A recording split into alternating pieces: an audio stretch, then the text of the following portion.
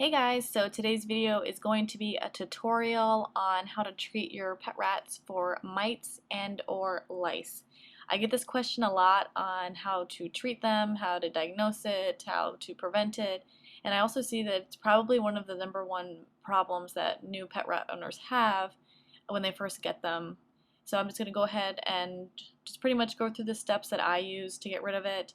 I did have a problem with it when I first got them. I think that happens quite a lot. I'm not a vet. This is just the steps that I use to get rid of them. It is kind of a lengthy process and can take up to 3 to 4 weeks to totally eradicate your infestation. But first off, you want to find out whether or not your rats have lice or if they have mites. I'm going to start with lice because you can actually see them. They're not microscopic, and it's pretty much like the lice that we get. It has a life cycle of the lice that lays an egg that hatches into a nit, and that takes up to 3 weeks. It's a 3-week cycle, so that's why it takes so long to go ahead and get rid of all of the bugs. But the easiest way to find out of whether they have them is to go ahead and check the rat. They show up on the rump area. So just go ahead and move some of the fur back that's on the rump area like this, and you'll be able to see them. It's almost like buck grease that male rats get. It's kind of that redishy brown color, and it's like little dirt specks, but they move, so you will be able to see them with the naked eye, and that's usually the first spots on the rat that you can find them, or also behind the ear.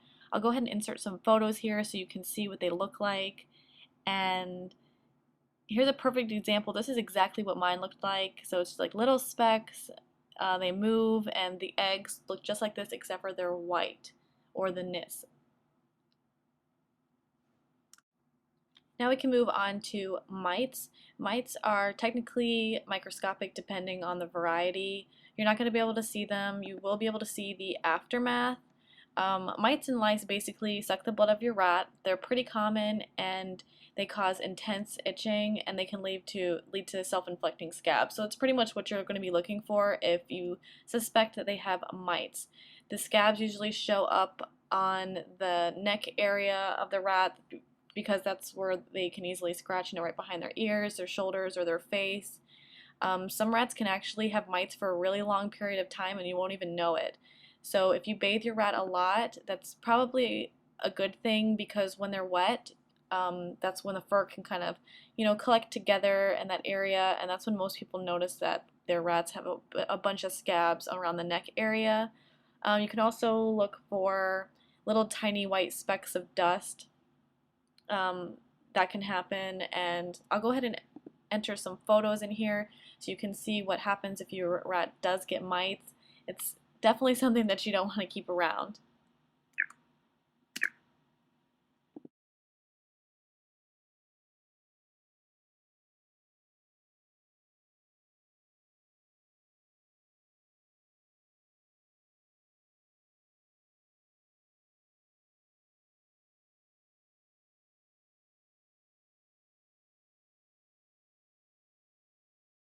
For treatment, you can get ivermectin, 1.87%. This is actually a horse dewormer, and you can get it at any of your local Tractor Supply stores. You can get it online. I got mine on Amazon. This is just the brand that I got. It's called IverChoice, and it's the same thing, and I think it was about $3.99 for the tube, and you're actually going to feed this to the rat. So for dosage, if your rat is under a pound, you're going to want to make sure it's half of a grain of rice size of the paste, and if they are over a pound, then it's a full size grain of rice. And I like to mix mine up with some baby food, just kind of squirt it on some whole grain bread and just mash it up with the baby food. The rat has no problem taking it that way. It tastes pretty nasty, so I've never actually had a rat take it straight before, so you can pretty much just use any method that you use to give your rat medication. A lot of people will actually put this behind their rat's ear that they're treating.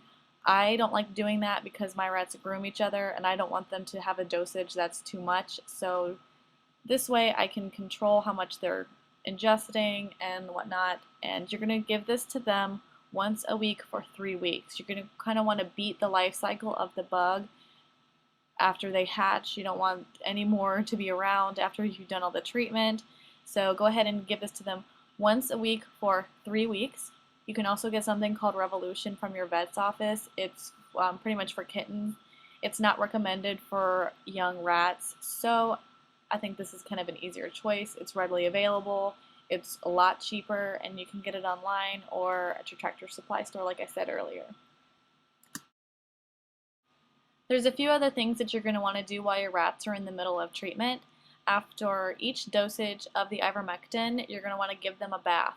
So however you do that, you just want to make sure that it's a real bath. I know a lot of rat owners don't like bathing their rats and they just use baby wipes, but anytime you're going to be treating your rats for any kind of skin irritation or parasite, they need to have a real bath. So I like to use Dr. Bronner's Castile soap, or I also have a cat shampoo that's homemade that I use. Some people like baby shampoo or dog shampoo. I kind of feel like the pH is a little high in the dog shampoo, so I don't really like to use it.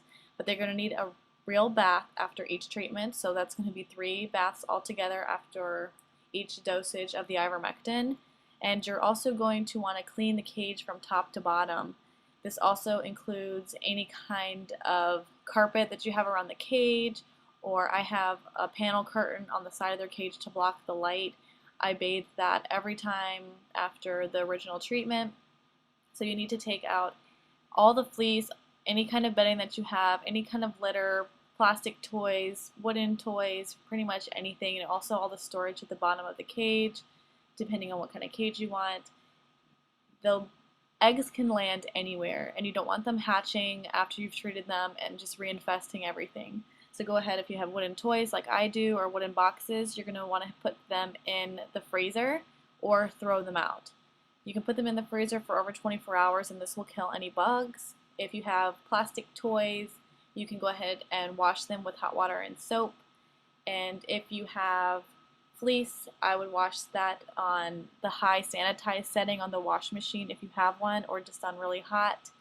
And also hammocks, pretty much anything that you have in the cage, it needs to be cleaned after each treatment. I know it sounds like a pain, but you don't want to reinfest everybody after you've treated them. So you also want to freeze any bedding or litter that you have. This is how people get lice and mites. It comes from the bedding that you buy from the pet stores.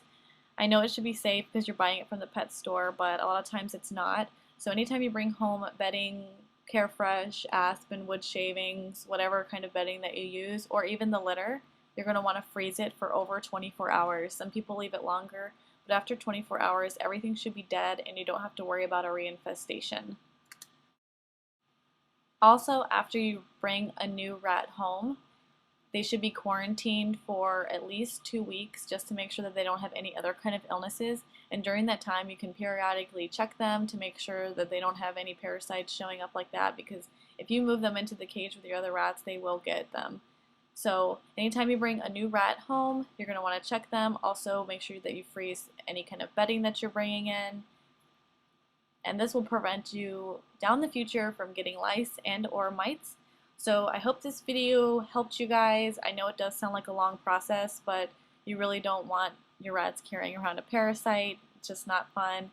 But in the end, it'll be worth it. And periodically, you can check your rats every now and then, just in case you think you might have missed it or something like that. And don't forget, in the middle of a bath, you can also check the behind the ear area for mites. Thanks for watching my videos. Don't forget to subscribe. Thanks for watching.